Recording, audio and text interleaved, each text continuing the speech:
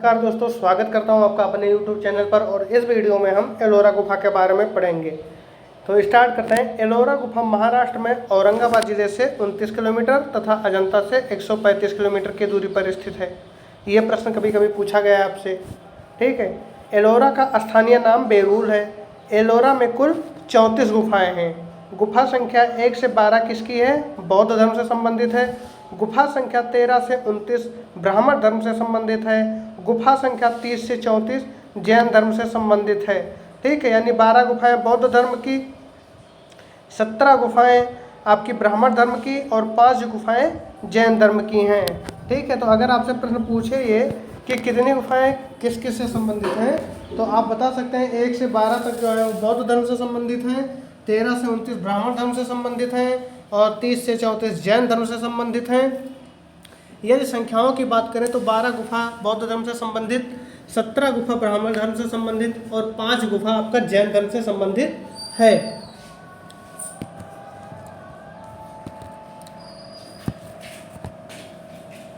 यहाँ पर आप लिख सकते हैं, आप 12 ये हो गया, 17 ये हो गया और 5 ये हो गया। नेक्स्ट पॉइंट है आपका, निर्माण इसका 9वीं से 12वीं शताब्दी के मध्य हुआ था। एलोरा गुफा में 900 वर्षों तक कार्य हुआ है। गुफा संख्या 16 में कैलाश मंदिर है, जिसका निर्माण राष्ट्रकूट राजा कृष्ण ने कराया था। ये कई बार पूछा गया है कि किस गुफा में कैलाश मंदिर है, तो आपको पता होना चाहिए कि गुफा संख्या 16 में जो है आपका कैलाश मंदिर है। इसका निर्माण किसने कराया था? तो इसका निर्माण राष्ट्रकूट राजा कृष्ण ने कराया था। 10वीं गुफा विश्वकर्मा गुफा के नाम से जाना जाता है। 6वीं गुफा में महामयूरी सरस्वती की मूर्ति मिली है। 11वीं गुफा को 2 ताल के नाम से जानते हैं। 12वीं गुफा को 3 ताल के नाम से जानते हैं। नेक्स्ट है आपका कि 20वीं गुफा को सुतार झोपड़ी के नाम से जानते हैं।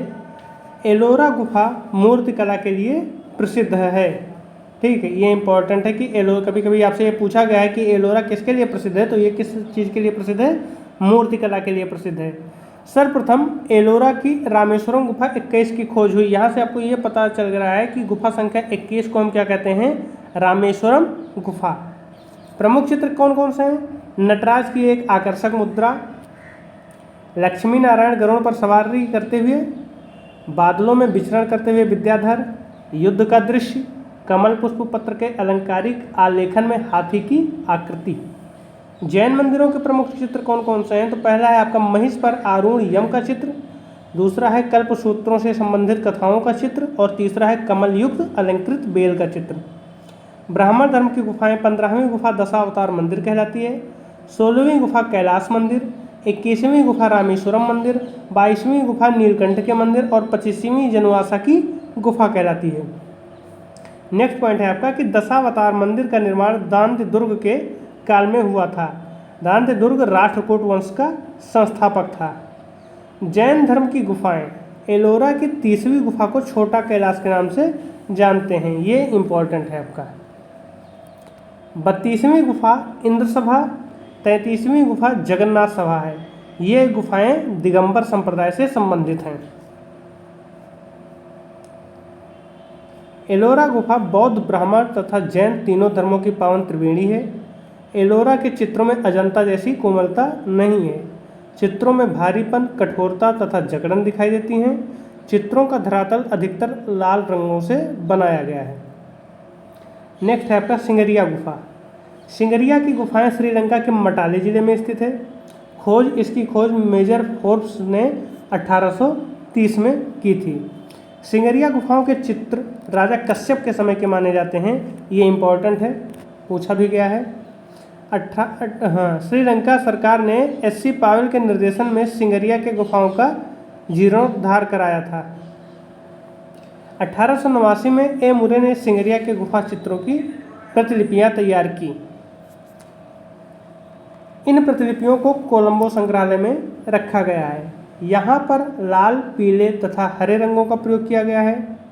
नीले रंग का प्रयोग नहीं हुआ है। यहाँ कुल 6 गुफाएं हैं, पर चित्र केवल 2 गुफा में मिलता है। विंसेंट स्मिथ ने इन गुफाओं को ए तथा बी नाम दिया है। यहाँ पर ए में 17 तथा बी में 4 चित्र हैं। कुल 21 रूपायनी स्त्रियों के चित्र बने हैं। पहले कक्ष वाली नालियाँ अधिक लंबी हैं और वास्तव में 2 प्राकृतिक कक्षों से एक गुफा बन जाती है जो 67.5 फुट लंबी और 2 भागों में एक टेढ़े मेढ़े चट्टानी किनारों से विभाजित है, यानी ये प्राकृतिक रूप से विभाजित है। ए की लंबाई 26 से 1/4 फुट है और बी की लंबाई 41 से 1/4 फुट है। ठीक है, दोनों को टोटल करेंगे तो 67 से 1/2 फुट आ जाएगा। नेक्स्ट है आपका 1899 में श्री ए मुरे ने 13 आकृतियों की पेस्टल रंगों तथा रंगीन छाया चित्रों के द्वारा प्रतिलिपियां तैयार की। यह प्रतिलिपियां कोलंबो संग्रहालय में संग्रहित हैं। श्रीलंका के प्राचीन चित्रण ठिकानों का उल्लेख आचार्य बुद्धघोष ने 5वीं शताब्दी में रचित ग्रंथ विशुद्धमग्ग नामक ग्रंथ में किया है। ठीक है, सिगरिया में गीली भित्त पर चित्रकारी की गई है। बौद्ध कलाकारों ने धर्म विषयक कलात्मक चित्रकारी की है। ठीक है, यहाँ पर जो चित्रकारी है वो किस चीज़ की है? धर्म विषयक है। धरातल को तैयार करने के लिए चूना, खड़िया, चीनी मिट्टी, केओलिन, चावल के भूसे तथा नारियल के जूट आदि का प्रयोग किया गया है। अगर हम चित्रण विधि तथा शैली पर ध्यान दें तो चित्रों की लिखाई सावधानी से तैयार किए गए धरातल पर की गई है। ठीक है, यहाँ धरातल का जो प्लास्टर है लगभग वो कितना है? 3/4 या 1/2 इंच मोटा है। 3/4 या 1/2 इंच मोटा है। ठीक है, जो यहाँ पर प्लास्टर लगाकर जो चित्रकारी की गई है, जिस पर चित्रकारी की गई है, उसकी मोटाई जो है 3/4 या 1/2 इंच है और अच्छे चूने से तैयार किया गया है। ठीक है, इसमें जैसे उपरोक्त में मैंने बताया कि यहाँ पर चूना, खड़िया, चीनी मिट्टी, केओलिन, चावल की भूसी, ये धरातल तैयार करने के लिए, मतलब वो जो सतह जिस पर चित्र बनाना था उन्हें, वो तैयार करने के लिए इन्होंने इन सारी चीज़ों का प्रयोग किया था। ठीक है, तो एक विद्वान है श्री बेल जी, उनका मत है कि चित्र जो है वो सूखे धरातल पर, जो धरातल था वो सूखा था। ठीक है, और उस धरातल पर किस चीज़ से मतलब किसका प्रयोग करके टेम्परा रंगों से बनाए गए हैं चित्र। किस रंग से बनाए गए हैं? तो यहाँ आपको ध्यान रखना है कि टेम्परा रंगों से चित्र बनाए गए हैं। ये श्री बेल ने कहा है। किसने कहा है? श्री बेल ने बताया है। ठीक है, परंतु अजंता की शैली से अधिक भिन्न नहीं है, यानी इस पर जो प्रभाव है वो अजंता का ही प्रभाव है। अजंता की शैली से मिलता जुलता यहाँ पर चित्र है। यहाँ पर नीले रंगों का प्रयोग नहीं किया गया है। ठीक है, यहाँ पर कौन कौन से रंगों का प्रयोग किया गया है? लाल, पीला और हरा। कौन कौन से रंग हैं आपके? लाल है, पीला है और हरा है। इन्हीं 3 रंगों का प्रयोग किया गया है। ठीक है, सिगरिया के अगर हम चित्रों की बात करें तो एक चित्र जुलूस के दृश्य का है जिसमें कुलीन महिलाएं हाथों में पुष्प लिए परिचारिकाओं सहित बौद्ध मठ की ओर पूजा करने जा रही हैं। ठीक है, कुलीन महिलाओं का चित्र है। इसमें कुलीन जो महिलाओं का चित्र है उनमें क्या क्या है कि इसमें पीले तथा नारंगी रंगों का प्रयोग किया गया है। मेघ कथाओं का चित्र है, अप्सराओं का चित्र है, 21 रूपायनी स्त्रियों के चित्र हैं। सिंगरिया गुफा सिंहगिरी कस्बे के समीप जंगलों के मध्य एक ऊंची पहाड़ियों पर स्थित है और सिंगरिया की नारी नैनों की पुतलियों को अलग अलग रंगों में चित्रित किया गया है। ये बहुत ही इंपॉर्टेंट है। जो वहाँ के नेत्र हैं उनकी पुतलियों को अलग अलग रंगों से चित्रित किया गया है। कहीं हल्के पीले तथा कहीं हरे रंगों का प्रयोग है। ठीक है, 3 ही कलर वहाँ जाता था प्रयोग किए, लाल, पीला, हरा। सिंगरिया गुफा के भित्ति चित्रों का प्लास्टर 3/4 या आधा इंच मोटा बनाया गया, जैसा कि अभी मैंने उपरोक्त में बताया है। ईबी हेबल सिंगरिया के चित्रकारों की तुलना पाश्चात्य चित्रकार बोत्तिचेली से की है, ईबी हेबल ने। ठीक है, यहाँ एक चीज़ और इम्पोर्टेंट रखना है कि एक गांव अनिरुद्धपुर है। ठीक है, अनिरुद्धपुर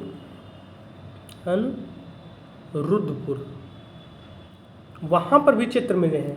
ठीक, लेकिन वहाँ पर नीले रंगों का प्रयोग किया गया है। ये श्रीलंका में ही है लेकिन वहाँ पर नीले रंगों का प्रयोग किया गया है, ये आपको ध्यान रखना है।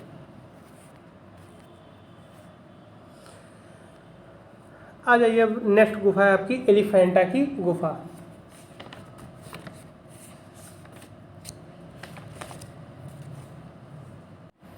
एलिफेंटा का प्राचीन नाम धारोपुरी या पुर्तगालियों ने एलिफेंटा नाम दिया। ठीक, एलिफेंटा गुफा शैव धर्म से संबंधित है। इसमें शिव लीला का अद्भुत संसार देखने को मिलता है। ठीक है, अगर हम बात करें एलिफेंटा की स्थिति तो ये महाराष्ट्र के रायगढ़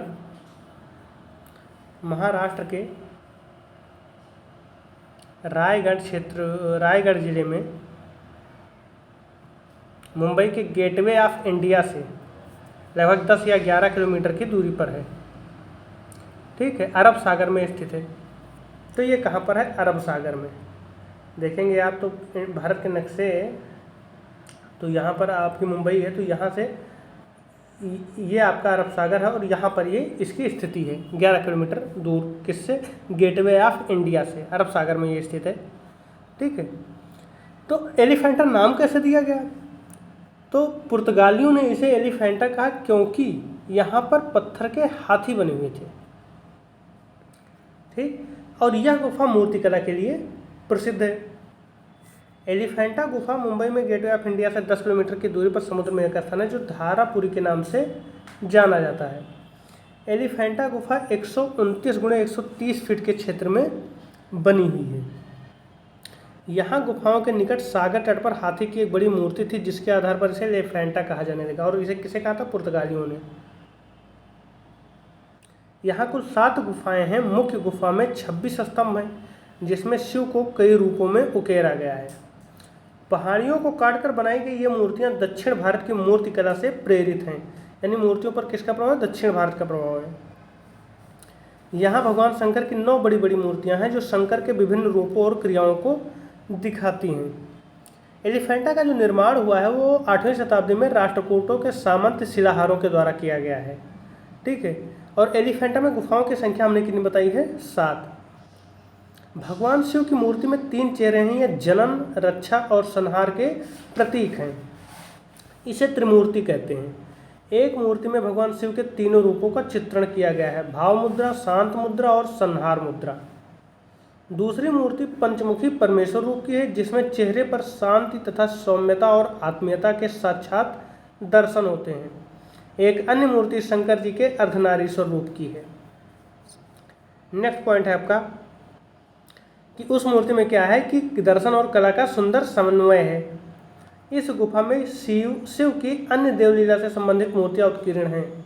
गंगाधर मूर्ति, अंधकासुर वध, शिव मूर्ति, कल्याण मूर्ति, शिव पार्वती के विवाह का दृश्य। शंकर पार्वती के शिव के विवाह के दृश्य में हास्य, श्रृंगार आदि रसों को प्रमुखता से प्रयोग किया गया है। यहाँ शिव के भैरव रूप तथा तांडव नृत्य मुद्रा में दिखाया गया है। एलिफेंटा में बनी विशाल हाथी की मूर्ति प्रिंस ऑफ वेल्स म्यूजियम में संग्रहित है। हाथी की अन्य प्रतिमा को विक्टोरिया गार्डन म्यूजियम के बाहर स्थापित किया गया है। ये आपको ध्यान रखना है। एक तो ये कि एलिफेंटा में बनी विशाल हाथी की मूर्ति प्रिंस ऑफ वेल्स म्यूजियम में संग्रहित है, और दूसरा क्या है, हाथी की अन्य प्रतिमा को कहाँ सुरक्षित किया गया? विक्टोरिया गार्डन म्यूजियम के बाहर स्थापित किया गया है। ये दोनों इंपॉर्टेंट चीज़ें हैं। शिव की जटाओं से गंगा, यमुना व सरस्वती को निकलते दिखाया गया है। ये गुफा एकेश्वरवाद को समर्पित है। यहाँ शिव से संबंधित सारी चीज़ें हैं। यहाँ गुफाओं के 2 समूह हैं। पहले समूह में 5 हिंदू गुफाएं तथा दूसरे समूह में 2 बुद्धिस्ट गुफाएं हैं। पहले समूह में कितने हिंदू गुफाएं हैं? 5, और दूसरे में 2 बुद्धिस्ट गुफाएं हैं। अगर हम बात करें त्रिमूर्ति की, जो मूर्ति प्राप्त हुई त्रिमूर्ति की ऊंचाई वो कितनी है? 17.10 फीट।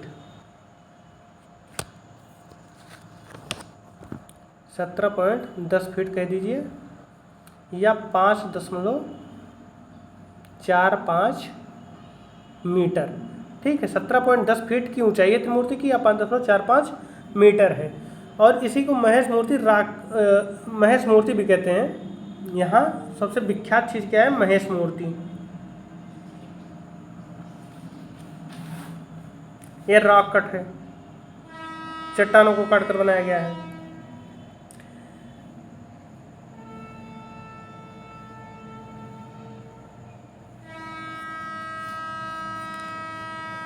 एक क्वेश्चन ये भी पूछ सकता है कि यूनेस्को ने एलिफेंटा गुफा को विश्व धरोहर स्थल कब घोषित किया? तो ये आपका 1987 में एलिफेंटा को विश्व धरोहर स्थल के रूप में यूनेस्को ने इसे मान्यता दी।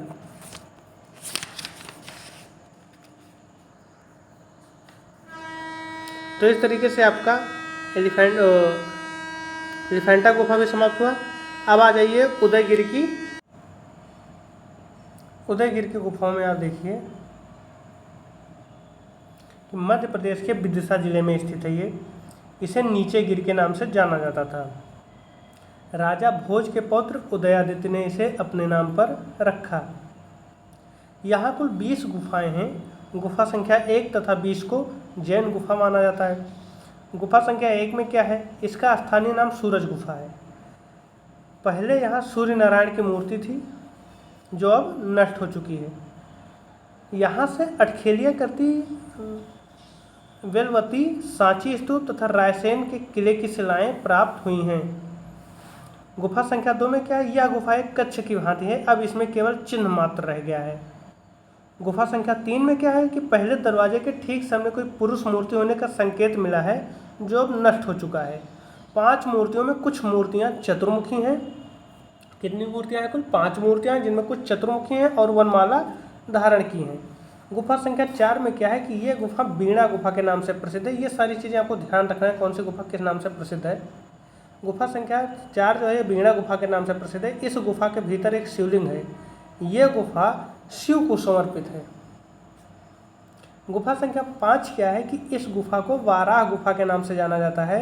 ये समस्त गुफाओं में सर्वश्रेष्ठ है। इसमें वाराह भगवान की विशाल मूर्ति है।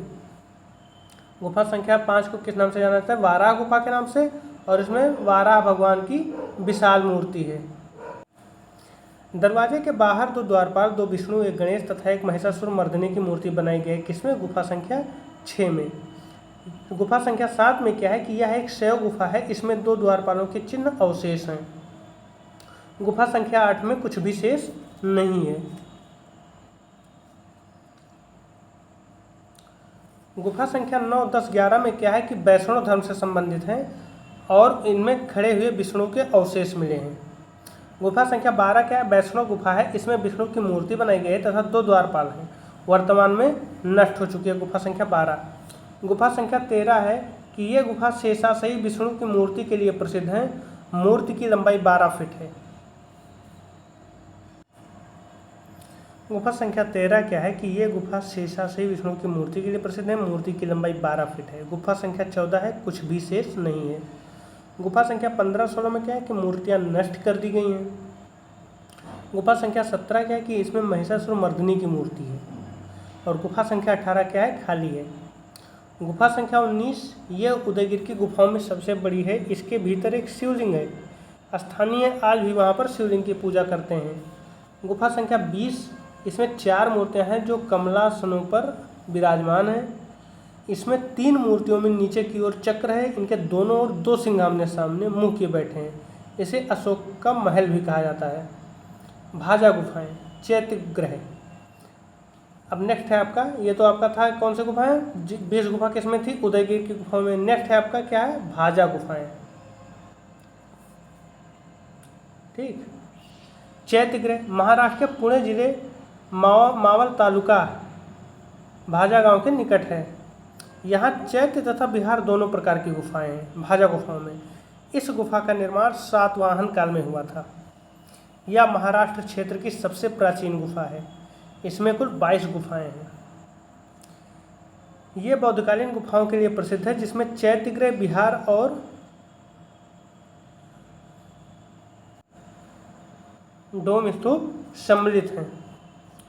नेक्स्ट है आपका, यहाँ की 18 चैत्य गुफाओं में काष्ठ के सहतीर लगे हैं। नेक्स्ट, यहाँ बिहार गुफा में आगे पीछे 2 मंडप बने हुए हैं। तो इस प्रकार से भाजा की गुफा भी समाप्त। अब आ जाइए जुन्नार गुफा। जुन्नार गुफा क्या है कि यह गुफा महाराष्ट्र के पुणे जिले में है। इसमें 150 गुफाएं हैं, जिसमें 10 चैत्य व 140 बिहार गुफाएं हैं। फिर है आपका पीतल खोरा गुफा। ये गुफा महाराष्ट्र के औरंगाबाद जिले में स्थित है। इसमें कुल 13 गुफाएं हैं। फिर नासिक की गुफाएं हैं। नासिक की गुफाएं महाराष्ट्र में हैं। इसमें कुल 17 गुफाएं हैं। ये आगरा मुंबई रोड पर है। इन गुफाओं का निर्माण आंध्र वंश के शासकों द्वारा किया गया था। ये गुफाएं अत्यंत ही कलात्मक हैं। नासिक नगर के ब्रिरिम नामक पहाड़ी पर 23 गुफाएं हैं, जो पांडुलेश या पांडुलेण गुफाओं के नाम से विख्यात हैं। नासिक में लगने वाला कुंभ मेला सिंहस्थ कहलाता है। नेक्स्ट है आपका खपरा खोड़िया गुफा।